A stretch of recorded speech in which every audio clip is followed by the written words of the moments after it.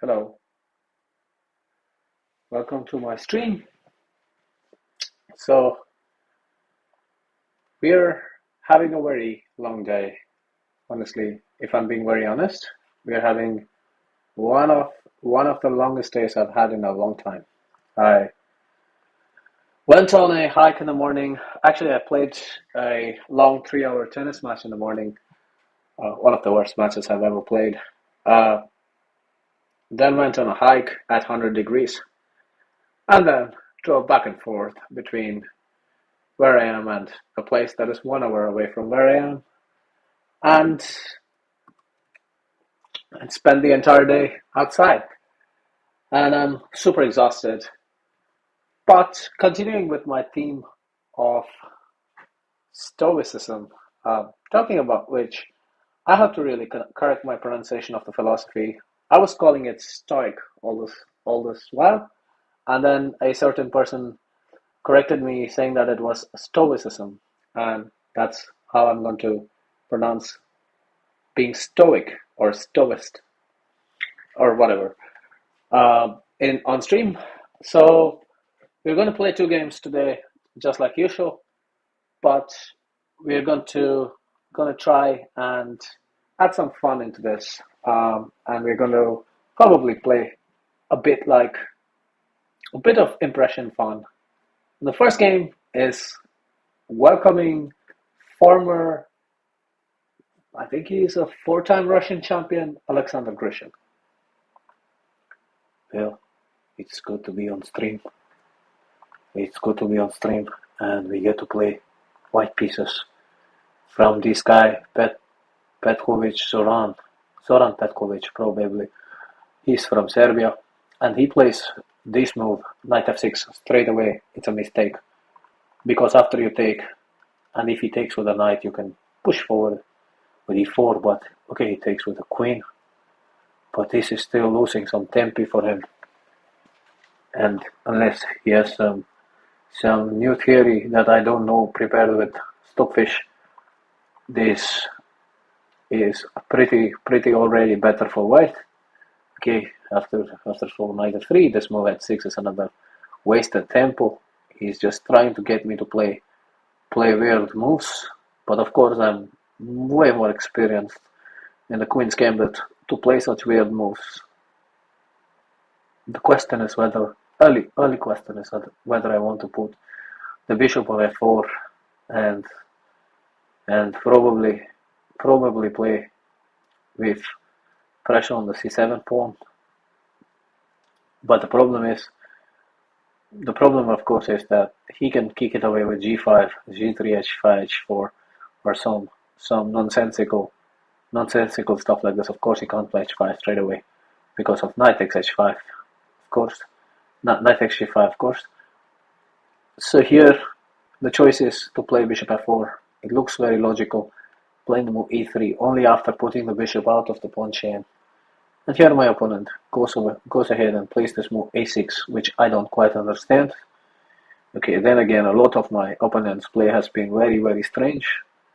So he's going to play something like, yeah, bishop g4, bishop e2, castle, and he's quite a bit behind in development. Here, white can even play the move knight e5 with the idea of having a strong knight, but he's going to play knight e7. So knight e5 is a good move, and he's probably going to take here. The question is whether we should take with the knight or the queen. So he's given me the choice straight away, and I'm tempted to play queen f4 check. Okay, maybe this knight on d7 protects everything. So let's just keep it simple. Take with the knight, with the queen. Okay, bishop d6, something I expected. And in this position, rook d1, with the idea of d5 someday. Putting some pressure on d file is ideal, but of course we bought castle first. Okay, If my opponent likes it, he likes it. If he doesn't like it, he doesn't like it. Okay, this kind of rabble-rousing move, I call it, is the idea is to take on e5 two times and give me double pawns. But of course, there should be some way to avoid this is to play knight d3, bishop take, knight take, and I have a knight on f4, which is pretty strong. But okay, maybe I'm not made the best use of my opening advantage, but of course taking knight takes knight. Bishop takes bishop first is not possible because of knight takes rook, winning an exchange. He takes with a queen, you take here, and you play d5, putting some pressure straight away, but here white's this move, d5. And now, it's hard to prove an advantage with white, but you play queen f3 with the long-term security of the b7 pawn under question. So he plays move b5. And we try to go into this endgame, the major piece endgame, which I'm not sure is good for black, but white is also not particularly better. And I have definitely misplayed this a bit. For sure. Now, where does the queen go? Big question, big decision. I think overall the idea of playing queen f4 is pretty decent because I want to keep the queen in a dark square because all the light squares are taken up. So he's trying to land this rook on c2, but we are not going to give him the file. We are going to just take that file for us. He plays this move before, but he's going to try to play the move a5 next. Of course, we will not allow such shenanigans, as they say. We just play h3, allow him to play a5. Not care much about this impending move a5 here. This game is fast becoming one of the most boring games I've played. But with Grishuk, you know that time trouble will follow soon as he goes into a tank. Okay, he goes after the a pawn, which is cute and all. But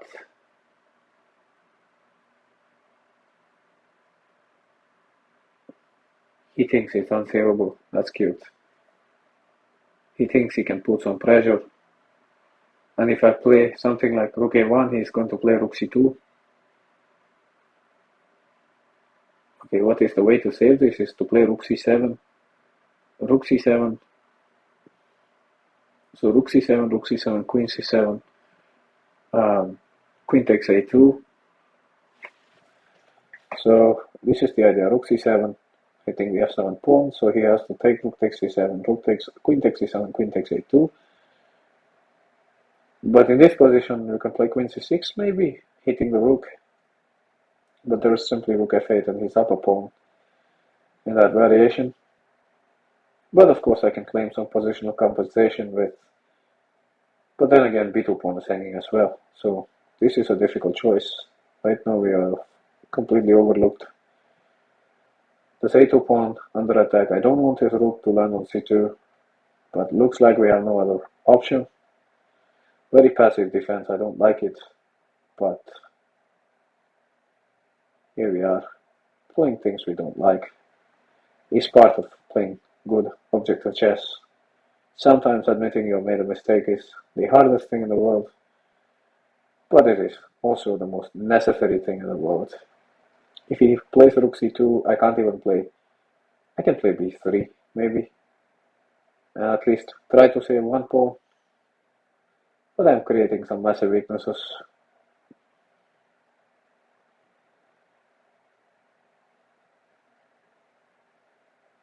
So this is a game that I'm already fighting for a draw maybe, but queen c2, there's no checkmate here, so he can give two rooks for the queen.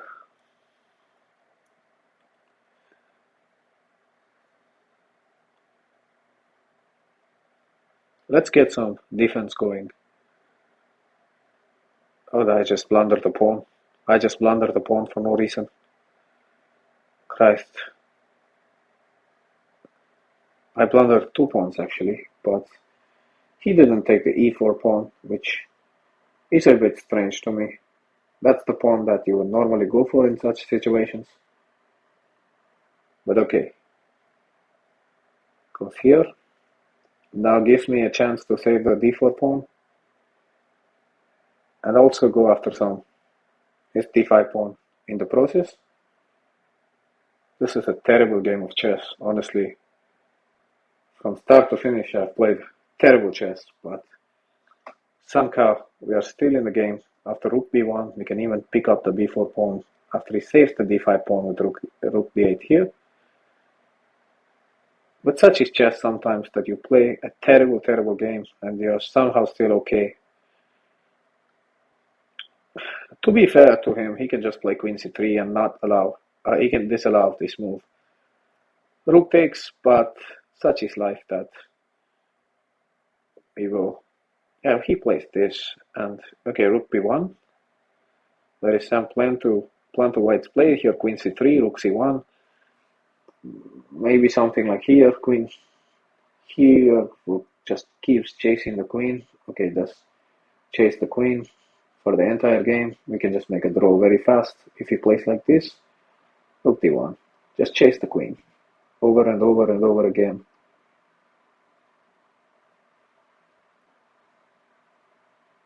Tries to exchange the queen. Of course, I'm not going to give him that. Queen exchange. We have to be very careful. Definitely. Queen c7 looks interesting. But at the same time, it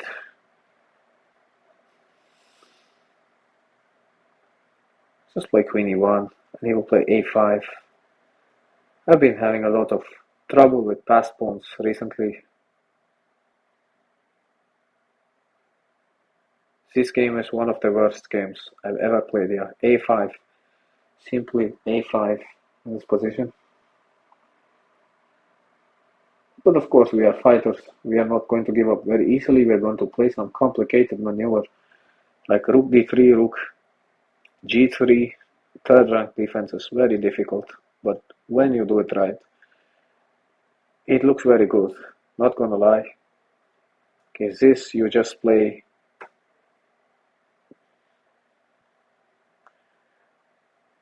queen to queen d2 is not possible, so you just go queen here. Then you can play rook g3, queen f3, maybe d5. This is such a boring maneuver from him. Just do this, and then defend like this. Rook f3, just chase the queen. Ah, queen takes d4, what am I doing? Sometimes I'm just so dumb. It hurts me. It hurts to see how dumb I am, but of course, we can always get the d5 pawn back. Let's claim that this was part of the plan. He has a cute tactic here. He can play this check, yeah. Very cute. King h2. No, it's not even an option. This guy might be one of the stronger players I have played for a while. Of course, rook d1, queen d4. There are some chances of counterplay.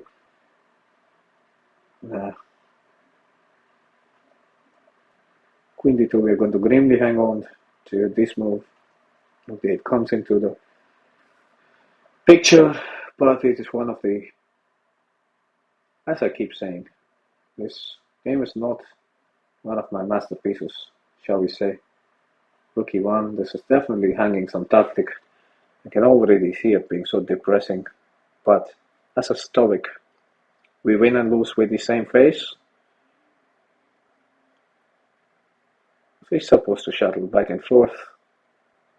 When he does that, I have maybe some play on these 2 pawns. He cannot save everything, of course.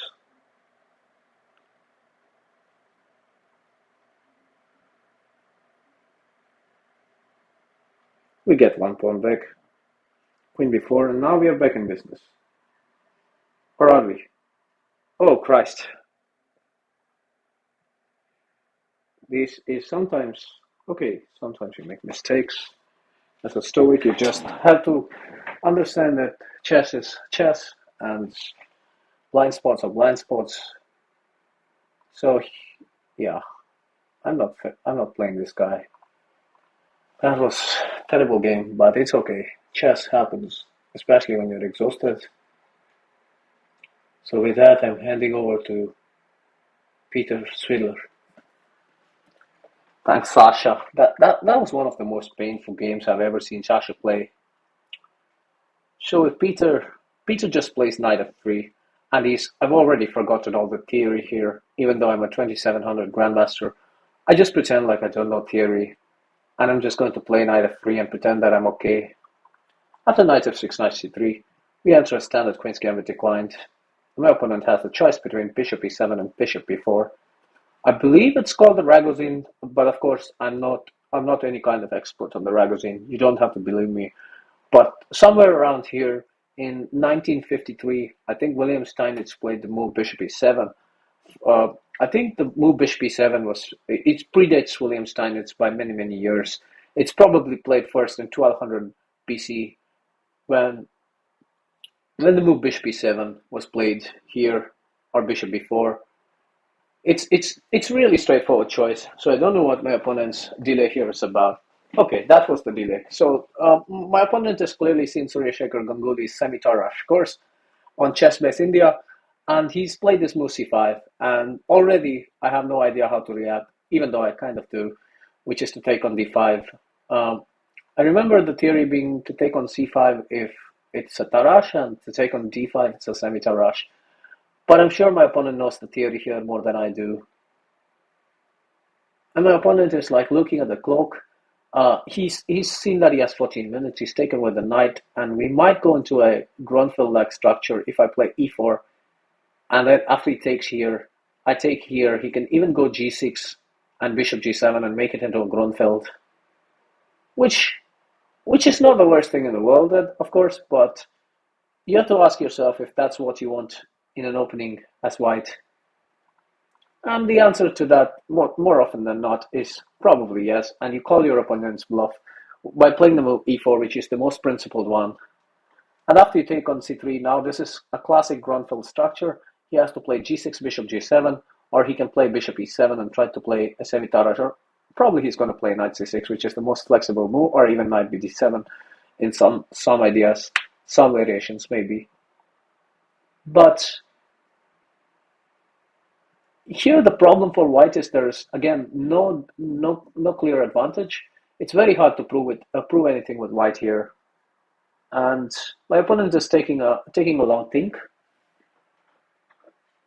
and I don't know what to say because this position is fairly equal for both sides, and I honestly have no idea how to proceed. I think knight c6 is the most critical try because it keeps the pressure on d4, stops me playing bishop d3, and kind of makes me mindful of the d4 square.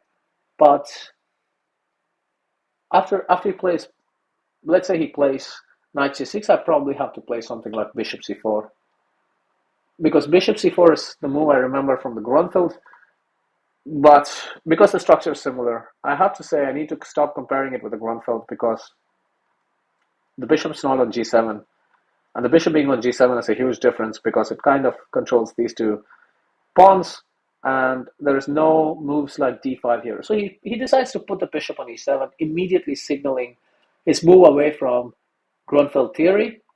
So here I play probably just bishop d3, takes. Yeah, as long as he doesn't play knight c6, I'm fine here because the d4 square in the Grunfeld, it's always under a lot of pressure, but not in this structure with the bishop on e7 instead of g7. So here after I castle, I think I've solved most of my opening issues, and my minor pieces are very well positioned in this opening. Yeah, knight c6 is a move that looks to be troublesome, but probably just bishop e3 is fine. Just bishop e3, and actually even now it doesn't really trouble me because you can take, take. So if you play, the funny thing about this is if you play e5, you're kind of laying a trap for your opponent, obviously, to win his queen. Because if he takes, you take, you take, he takes. What trap is the question? Sorry, he takes, you take, he takes, you take, he takes, and you play bishop takes x7 at the end. It's the classic Greek gift sacrifice, but maybe I weaken these light squares. But thankfully for me, my opponent can't put his knight back on here and then here. So d5 and f5 are kind of weak, but for the moment, it's not that big a deal because he doesn't have a good piece he can put, and his bishop is completely locked in after my advance of e5. King h8. Now he's threatening to take on d4. So I had to play this move. Bishop c2. Now he can't take on d4. Now even queen d3 becomes an option because that square is weak.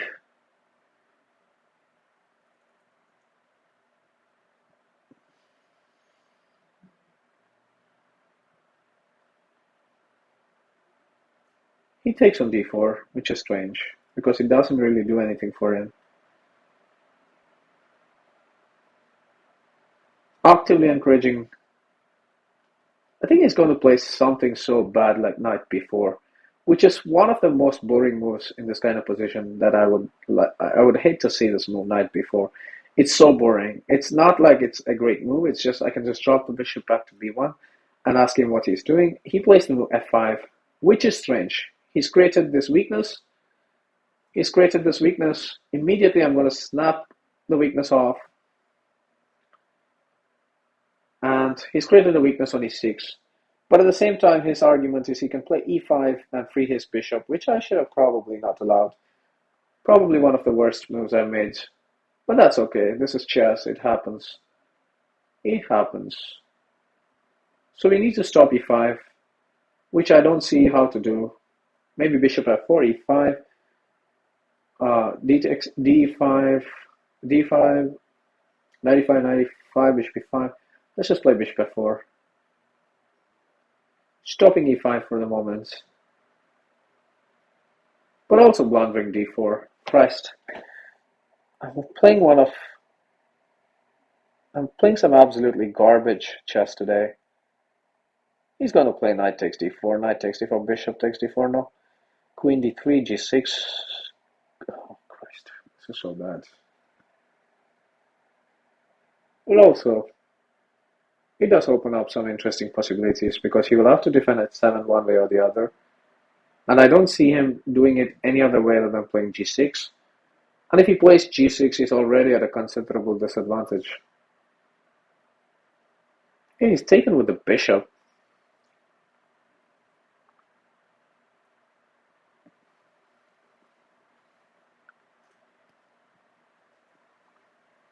He's going to take with a queen, isn't he? He's going to take with a queen. But we're going to play queen h5 and... Okay. What's his reaction to queen h5? Oh, he's going to take the bishop. That's his idea.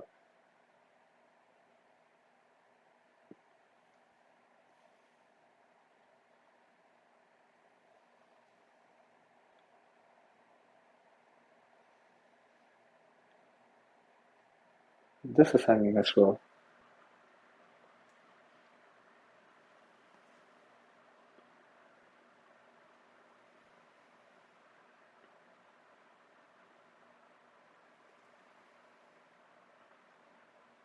So this is the problem. Both bishops are hanging. I should be more careful with such moves.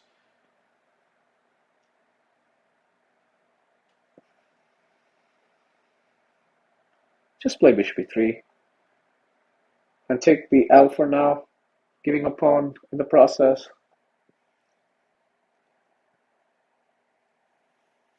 he still has a very weak pawn on e6. And these pawns are big targets in the future. And I got some open files, so it's not all bad just yet. And it's also, if it goes to an endgame, it's an opposite colored bishop endgame. I can still hold the draw. But why are we playing so badly today? I have no idea. But as a Stoic, he plays e5. He's got the right principles, but I fear that his execution is not the most clean executions I've seen. So where does his queen go, for example, now? Queen a5. I'm not so sure about queen a5. It gives something. Yeah, queen f6. Again, another move that just looks good on paper, but it allows something like queen c7. And the queen on the 7th rank, rook f7 is met by rook check, and you win the game, maybe? No, of course not. Maybe you win the game after queen takes f7, queen takes f7. Rook here, check, queen here, rook takes. Oh no, it's still another way. King g8, and he's fine. Okay, b6.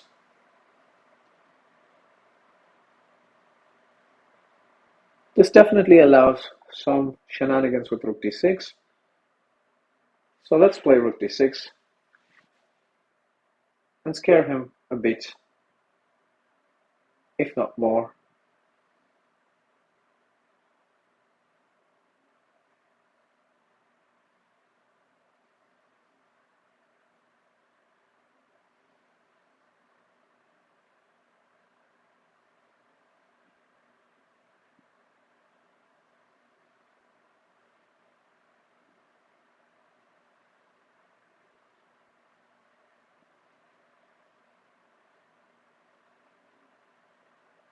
Queen f7 would be, of course, a massive blunder, but I would love to see queen takes f7, rook here, rook here, rook here is mate, of course. But he's going to play queen h5. Queen f5, I'm not so sure about this move. Queen f5. Queen f5 allows this.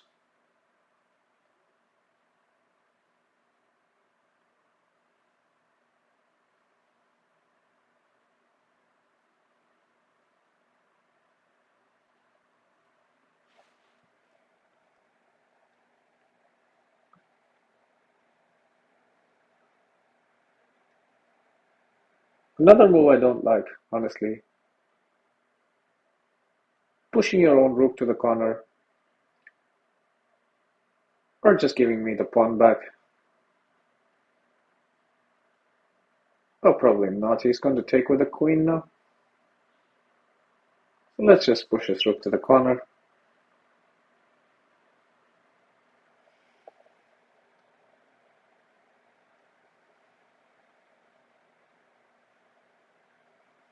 Play rook d1.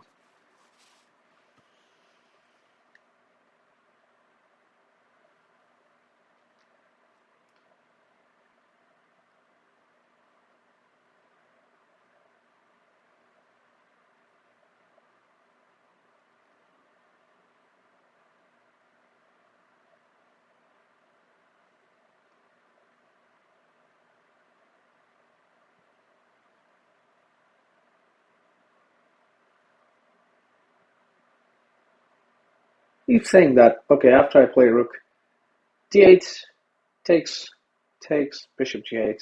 There's even queen b1 made for him somehow, but chess is hard. Chess is very hard. You're gonna play something like h3 or a4 or something. You're not going to, of course, give away material.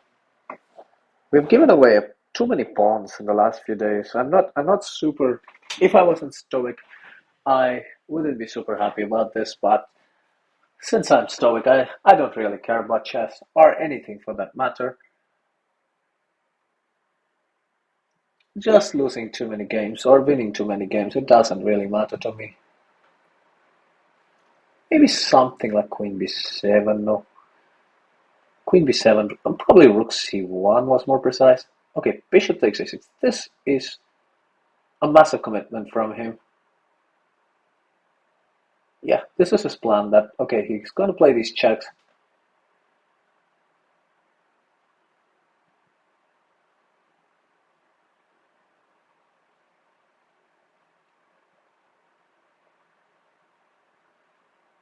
So, am I brave enough?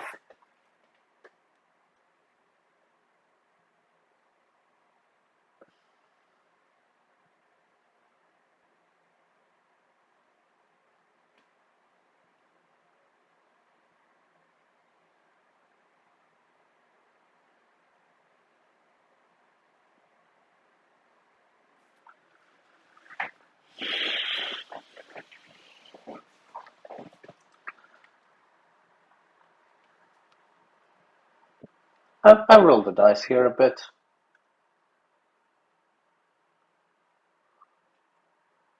Those two pass pawns aren't super scary, mainly because of the fact that my bishop's looking directly at them, and if one falls, both fall. So h3 kind of creates some ideas of rook to d7, h3 h6, fair enough. But now rook d7 can come without much trouble. You can play the move king h2.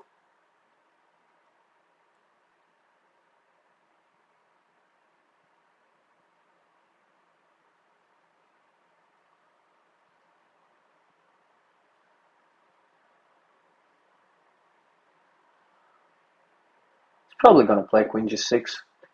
You play rook d6, and he goes back, you go back. Probably a draw then.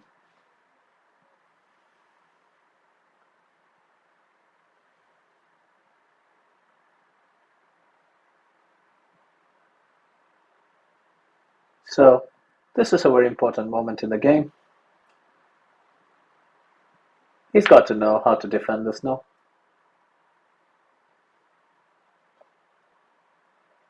Queen g6 or queen takes d4 even. Just getting back one pawn for good. And also keeping the pressure on g7, allowing queen takes d6 also.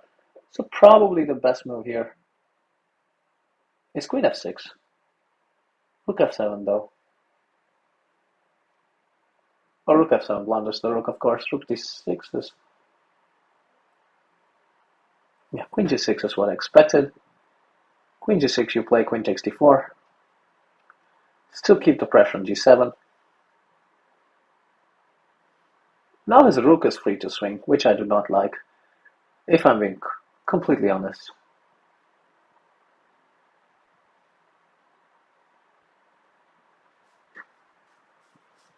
So,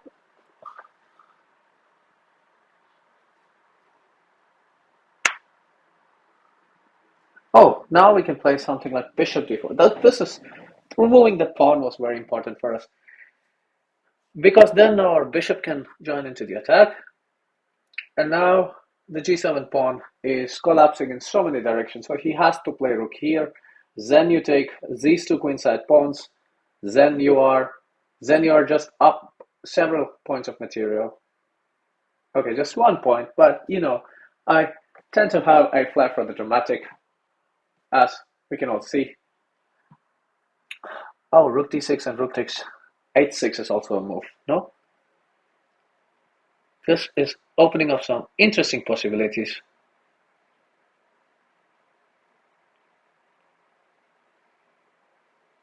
So we need to keep the queen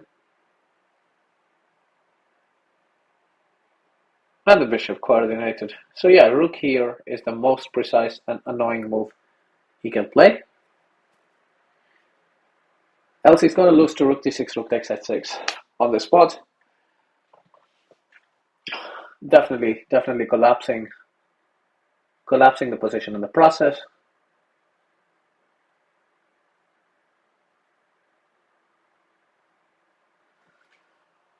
Oh dear, he's digging his hole further.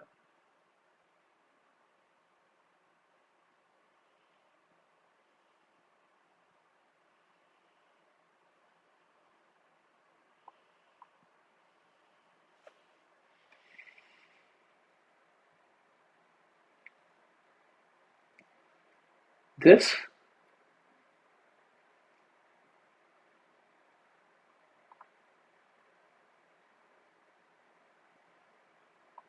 Queen d4. Great coordination. Now f4, f5 is definitely a threat.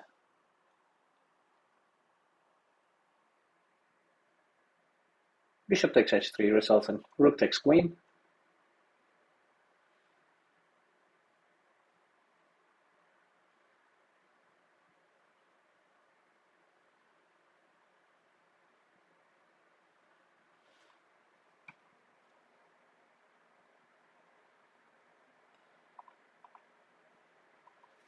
f5 is the threat now.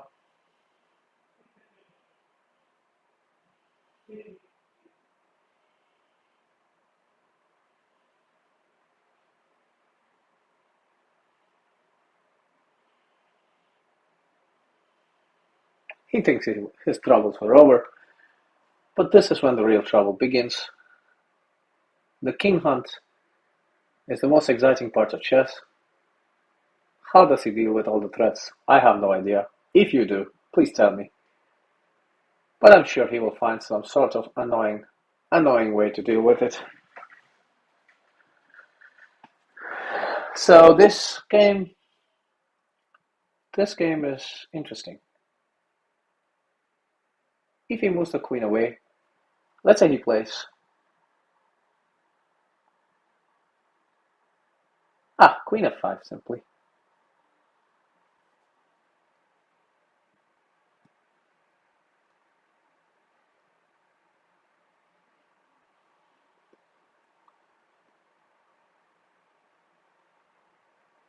Perhaps f4 was a bit misguided. Too early, maybe. h5, he's threatening. He's daring me, double daring me to play this way.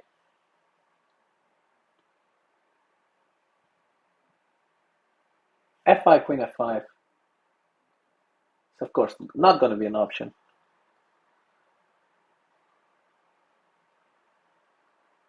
Queen d4, bishop h3, rook takes queen, rook takes queen.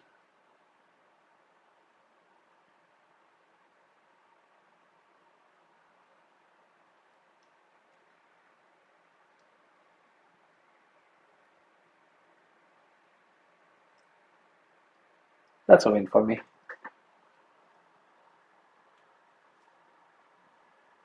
Queen d4. Tempting him to play bishop h3, but he loses stuff in the end, I believe. Now f5 is a threat.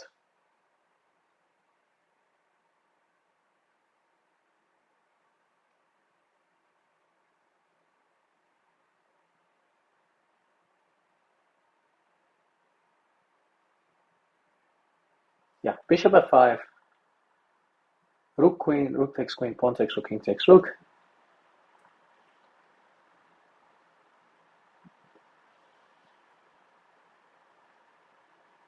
Queen d4.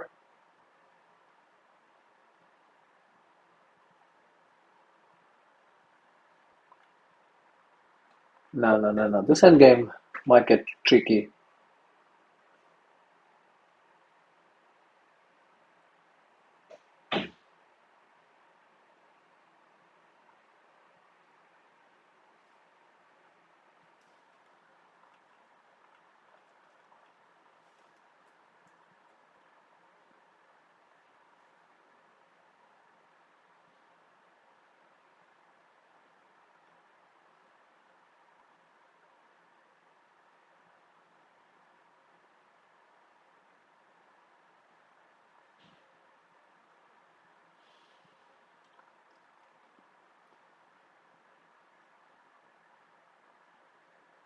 This is a draw,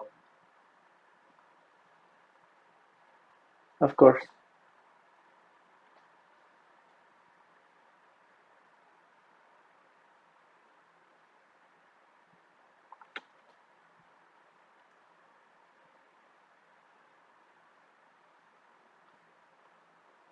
Just don't move anything.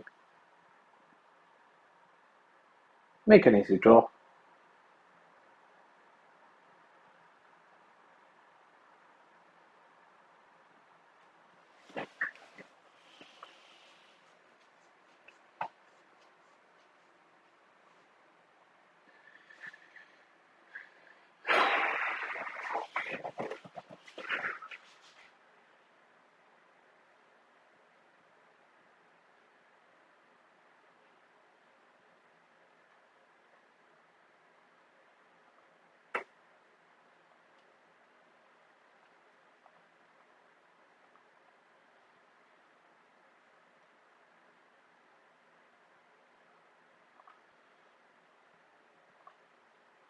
This is a risk. It's a massive risk, but I've taken risks before.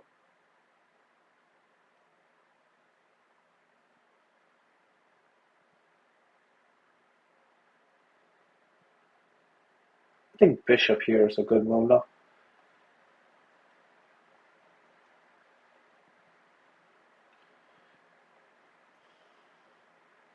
What about this stunning move d5? Oh, he takes my bishop. d6, bishop c6. No, he saves it. So now the correct move is g4, of course.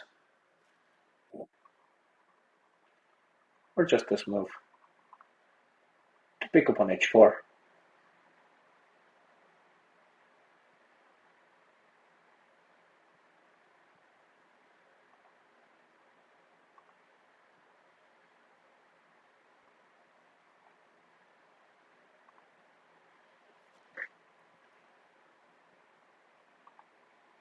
Yeah, he can never advance those pawns without hurting his own chances.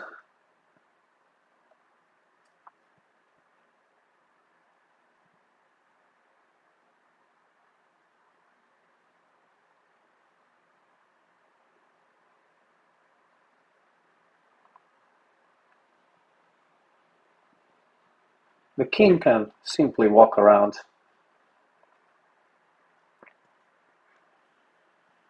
And this is a comfortable draw.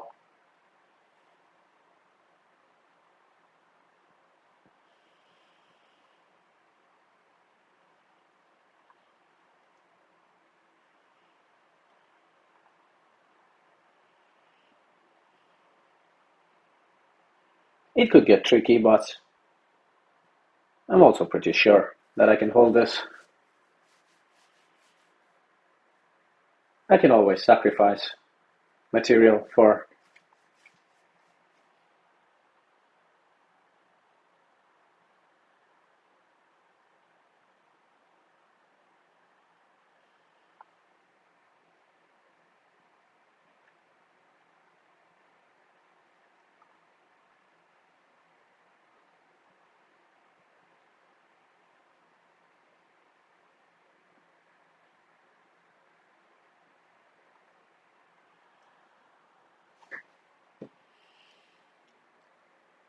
Did I just allow this?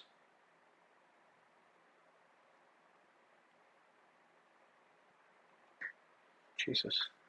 Well, that was terrible. I'm sure you can make a draw here.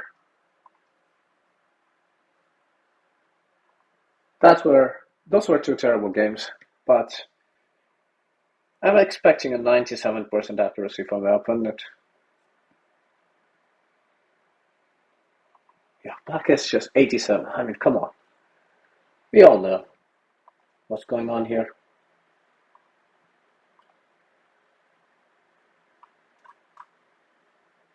He's, yeah, what can I say? That's not already been said. If you see black has completely played a perfect game starting around move 10, and I find that extremely hard to believe. The level of play was super high. Well, if people catch people, who am I to say anything about this? But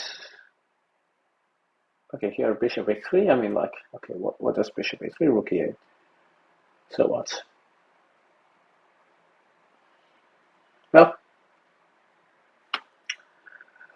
I can't say I'm extremely convinced by my opponent's play.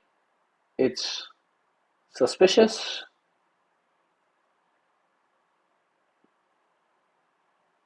I mean, h6 here. Come on. Come on. We all know what's going on. h6. I mean, this was so random. Queen g6. I mean, it's all perfect. Perfect. Bishop e6. Why would you play bishop e6 here? Okay. Exclamation. Oh, king h7. Come on. This guy needs to be. Some of these moves were highly suspicious, and his Technique, h5. Why would you? This was so random. This was so random. I mean, like I had my suspicions, but okay. Bishop f5, rook takes g7, king g7, and perfect technique. It's stuffish. I mean, like what else can you say here? Every move for the last 20 moves are absolute perfection, right? I mean, yeah, whatever. But if you want to win like that, be my guest. Anywho, so I will catch you in the next stream, and I will say that being stoic is really good for your health, and well, try it out.